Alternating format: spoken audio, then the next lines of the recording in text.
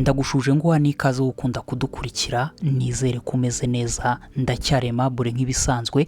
Aka kanya muri iyi video ngiye kukwereka uko dutunganya zino video. Ni gute zino video zijyanye no kwigisha ibintu kuri telefoni tuzikora paka iyo video irangiye ukabasha kuba wayaploadinga kuri YouTube. Akenshi mukunze kubona ko iyo umuntu ari kwigisha wenda uguye ku ka video kanjye ka TikTok cyangwa se ka YouTube, ikibazo abantu benshi bakunda kwibaza kikabayobera, bibaza aha hantu iyi kadere ya telefoni iva. Umuntu akariba akabona n'ubundi ni nka telefone ari kubona imbere ye. Umuntu akibaza tese ibi bintu bikorwa gute? Aka kanya muri iyi video nureba ino video ukayirangiza, uraza gusanga ko ari ibintu byoroshye cyane nko kunywa amazi. Urashaka kubimenya? Niba ugeze hano bwa mbere rero, mbere yuko dukomeza, kora subscribe, notification, like, share na comment n'ibindi bitandukanye kugira ngo tuzajye tubana kuri iyi YouTube channel. Ikintu cya mbere rero, kugira ngo niba ushaka gukora content yo kwigisha ibintu kuri telefoni, icya mbere ukeneye kuri telefoni yawe ya smartphone ni recorder. Ni screen recorder. Screen recorder ibasha gufata ibintu biri guca kuri screen yawe. Amatelefoni yacu amenshi afite screen recorder. Numanura hejuru mw'utu tuntu twaba ahantu nyine ugiye gufungura data n'ibindi bitandukanye, amatoroshi za bluetooth, uzasanga ko hari ahantu handitse ngo screen recording. Urabona hano rero ushobora guhitamo gufata screen record n'amajwi ya device. Ubwo ni igihe uri gukina nk'indirimbo cyangwa se ari ibintu biri kuvugira muri telefoni yawe, ushobora gukoresha microphone gusa ugafata amajwi ava hanze, cyangwa se ugafata amajwi ya device yawe ya telefoni yawe na microphone. Iyo ni screen recorder ya mbere yabigufashamo gukora zino content dukora. Gusa zino screen recorder zo muri telefoni ngiye ntabwo nkunze kuyikoresha n'ubwo ibamo, kuko hari utuntu twinshi iba ibura. Nka tura tuntu nkunda gukoresha, nk'aka kantu nkunda gukoresha kagapointa, nkunda kugenda ugasanga ndi kukwereka ngo nkoza aha, nkashyiraho uruziga, nkashyiraho kano kazu ka kare n'ibindi. Niyo mpamvu nkunda kwikoreshereza izindi screen recorder nakuye kuri Play Store, kuko telefoni yanjye na Android. Ubwo abafite iPhone namwe muzagerageza mujye muri App Store murebe niba hari ama-application abamo abikora. App nziza rero ikora screen recorder abantu benshi bikoreshereza niyo bita screen recorder, iyo bita X recorder. Na application nziza cyane. Urayidownloadinga rero, iyo umaze kuyidownloadinga uyizamo ugakora utuntu tw'udusetting dukeya dutandukanye. Urayifungura rero iyi app yawe, uzaraza ugakora iki? Uraza ukajya hano hasi hari akamenyetso ka Gia cyangwa se engrenage mu gifaransa bivuga settings. Uraza no kuvuga ngo hano usetting ibijyanye n'amajwi. Hano ushobora kuza ugasettinga amajwi, niba ari microphone, niba ari internal audio n'ibindi nka bya bindi nakoraga.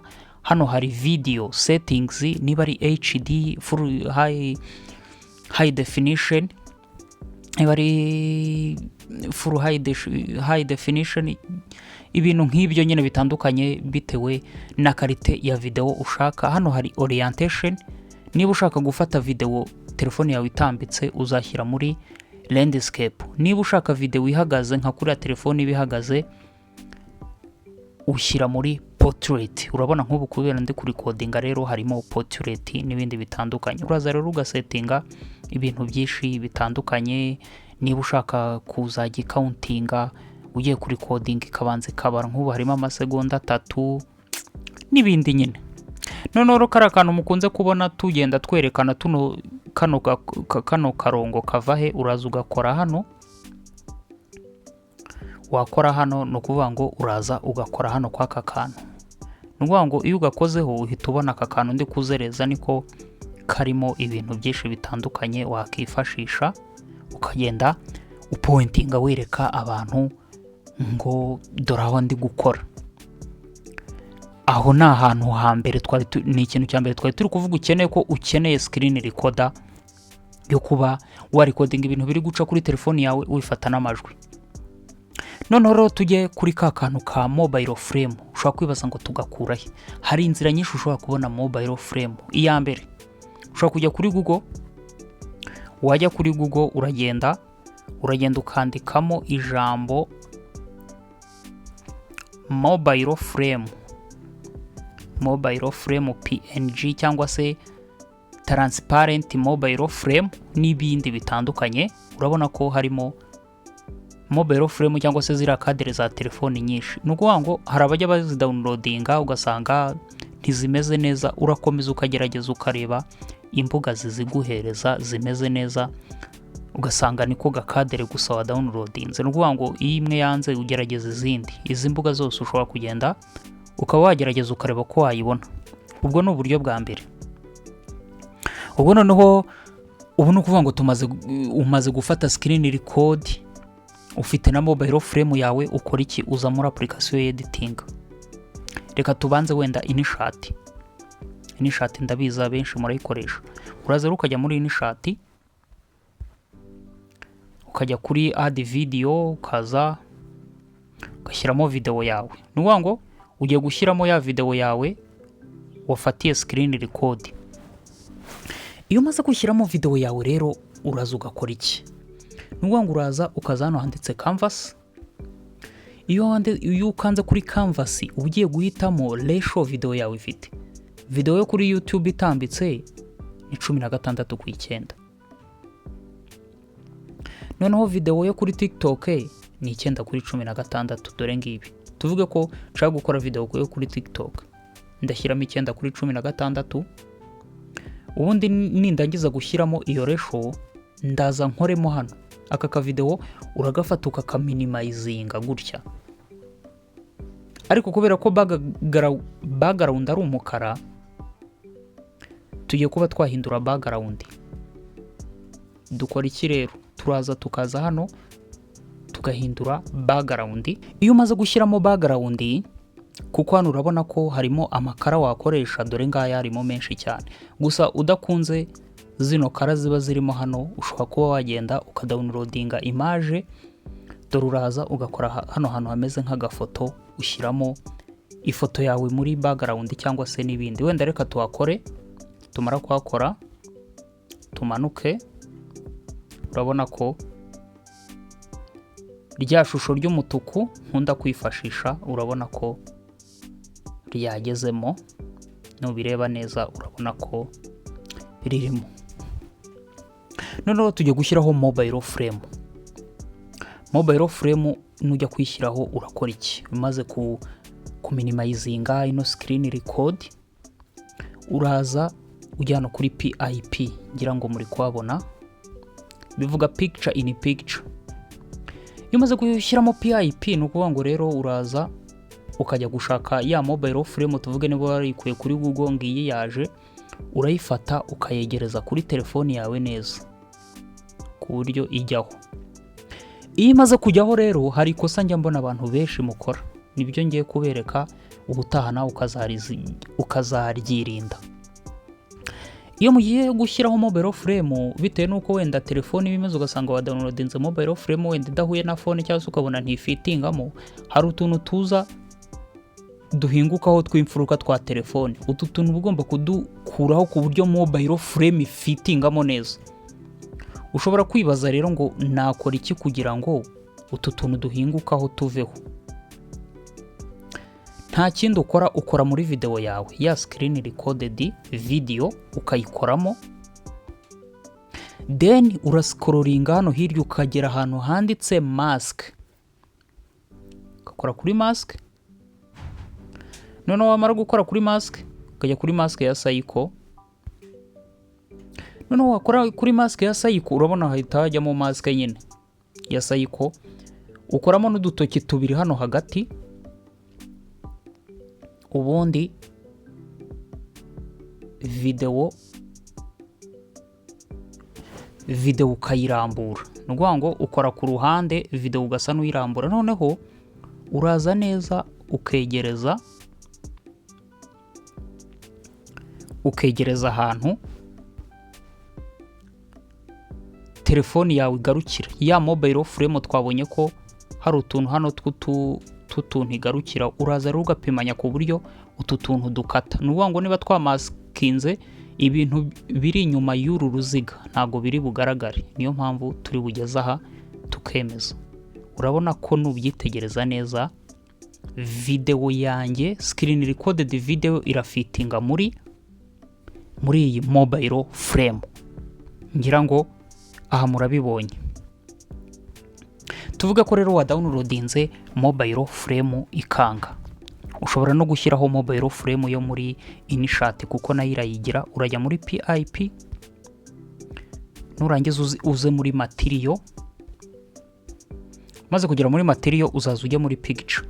Urabona ko InShot iguhereza mobile frame nayo yayo wakifashisha. Uzayikoraho rero, nuyikoraho izaba downloaded.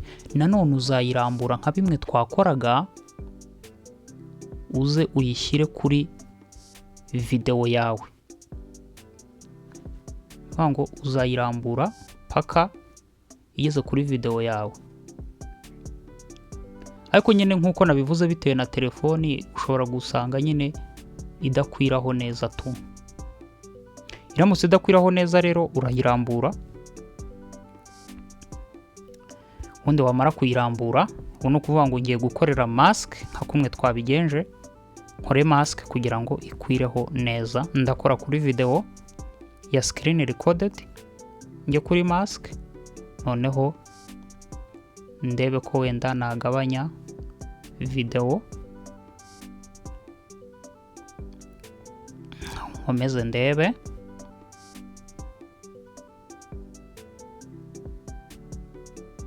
Urakomeza ukagerageza rero mpaka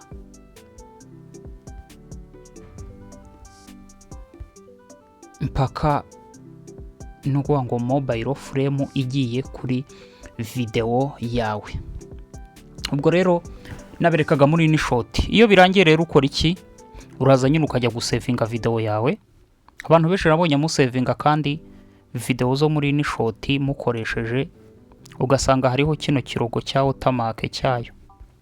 Iki ngiki cya hano hasi, iki kirogo ugikuraho. Iyo ukozemo nukuvuga ngo bakuzanira uburyo bubiri. Ushobora kwishyura InShot Pro ukishyura amafaranga, bakabigukuriraho bakaguha n'izindi transition n'ama effect kuko wishyuye amafaranga.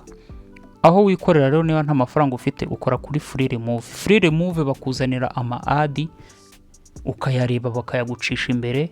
Nukuvuga ngo rero ihita ivaho iriya watermark. Iyo birangiye rero uza hano hejuru handitse export, uraza ukakora ugahitamo resolution, frame rate, format n'ibindi bitandukanye. Ubundi ugakora kuri export, video iba yatunganye ukayishyira kuri YouTube. Aho ni ahambere ni muri InShot. Niba wikoreshereza CapCut rero nabwo biroroshye. Ufungura CapCut yawe, wamara kuyifungura ujya kuri new project. Mara kujya kuri new project, uraza ushyiremo screen recorded nyine nkuko twabibonye. Noneho umaze kujya kuri screen recorded, umaze kuyishyiramo hano, uza kuri aspect ratio, tujya guhitamo ratio ya video. Reka wenda tuze duhitemo 4:3 cyangwa se 16:9, wenda nka video itambitse. Noneho dushyizemo video yacu. Turaza rero tujye hano hirya kuri background. Uraza ujya kuri image ugahitamo background ushaka kuza gukoresha, cyangwa se ugahitamo hano ugakanda hano hantu hari agafoto, uhita ujya muri telefone yawe ugashyiraho background image. Noneho rero urakora iki? Nanone urafata muri video uyi minimizing kugira ngo mobile frame ijyeho. Nitujya gushyiraho mobile frame twa downloadinze kuri Google, urajya kuri overlay, ujye kuri add overlay, ujye mu mafoto, ushyiraho ya mobile frame yawe, uyajasitinge neza ku buryo ikwiraho. Numara kuyajasitinga turakora nka bya bindi twakoze, turaza tujye kuri mask. Urakora kuri video ya screen recorded, uze ushake mask hano hasi, uzayibona ngiyi hano. Kore kuri mask, ujye kuri cycle. Nanone ni nka bya bindi twakoze, uzafata ino mask nyine uyitubure, noneho ugeze ahantu neza hari mu mfuruka nyine ya mobile frame. Nuhageza uzahita wemeza kugira ngo twa tuntu twa telefone turengaho tuze kuba twakwiramo neza. Urabona ko dukinnye video yacu, mobile frame urabona ko irimo imeze neza, umuntu yayibona akagira ngo ni telefone. Iyi ni mobile frame na downloadinze nende kukwereka muri CapCut. Hano rero muri CapCut naho badutekerejeho, baduha mobile frame dushobora kwifashisha. Ushobora kwibaza ngo nzayikurahe? Biroroshye cyane. Uzahita uza hano hantu handitse stickers. Numara kujya muri stickers, utu tuntu uratureba, uzadukurura. Utu tuntu uri kureba hano hejuru dutambitse hano hejuru, uzadukurure, uzadukurura mpaka ugeze ahantu hari akamenyetso kameze gutya, kameze nk'aka computer. Aho hantu nuhagera uzahakore. Numara kuhakora bazakuzana rero amafuremu menshi atandukanye. Urabona harimo za TV, harimo ibiki na za computer za kera n'ibindi. Uzaza rero wikorere hano iyi ni mobile frame burya telefone. Uzaba wayishyizemo, uzemeza. Ubundi nayo uyirambure ku buryo ikwiraho. Urabona ko yakwiriyeho. Nabwo kwa kundi naberetse, niba telefone idakwiraho uzakora kuri screen recorded, ubundi ujye kuri mask. Mask ni ukuvuga ngo ugiye ku maskinga hari ibice uba udashaka kugira ngo ubikure. Ukore kuri mask, uringanize neza kuri telefone yawe, uringanize neza bikwireho. Niba ari ibintu hari uri kwigisha, uzagenda ibyo udashaka ubikate. Ni ukuvuga ngo nyine ubikore neza ku buryo akavideo kazaba kagaragara. Urabona ko rero nashyizeho mobile frame yo muri CapCut, kandi urabona ko ni nziza, yagiyeho, yakwiriyeho neza, ni ibintu bigaragara. We rero wajya guha wibaza ngo izi content tuzikora gute, cyangwa se niba nshaka kwigisha ibintu kuri telefoni, ese nakoresha iki, nahera he? Dore ni ibi ngibi ni uko bikorwa, nta bintu bihambaye umuntu aba yakoresheje. Ikintu cya mbere cya gisabwa ni ibintu uri kwigisha nyine, ukamenya kubitanga neza, nta kindi. Iyo urangije gukora video rero ukora iki? Uza hano hejuru ugahitamo karite ya video yawe, ukayishyira wenda muri HD, muri 2K cyangwa 4K, frame rate wenda iyo ushaka nayo ugashyiramo. Cyane cyane ariko nka video zo kuri TikTok, burya ubu nk'uku kuntu na settings niyo video karite yo kuri TikTok. Ntabwo uzapostinga video kuri TikTok ifite 4K, izagaragara nabi. TikTok izayikompuresinga kuko yemerera full HD yonyine. Iyo birangiye rero kubisetinga, burya uyikorera hano kuri export. Iyo ukoze kuri export, video uyisanga kuri telefone yawe, ukaba wayaploadinga kuri YouTube, kuri TikTok n'ahandi hatandukanye bitewe n'imbuga nkoranyambaga ukoresha. Ikindi kandi uba ugomba kureba nyine na ratio. Niba ari TikTok 9:16, YouTube ugakoresha 16:9 na 4:3, burya bijya bikunda, ubundi abantu ukabahereza video. Ndakeka rero wowe hari umuntu ukunda kumbaza, cyangwa se ukunda kumbaza ngo zino video zikorwa gute, cyangwa se ukasanga nawe niba ufite igitekerezo urashaka kubikora, nuko nguko bikorwa, nta kundi. Nawe niba ufite igitekerezo rero, icyo usabwa ni ugutangira gukora video ukaziduhereza, natwe tukazireba, ubundi tukagushyigikira. Mwakoze cyane rero kureba ino video, tubonane muri video ikurikira.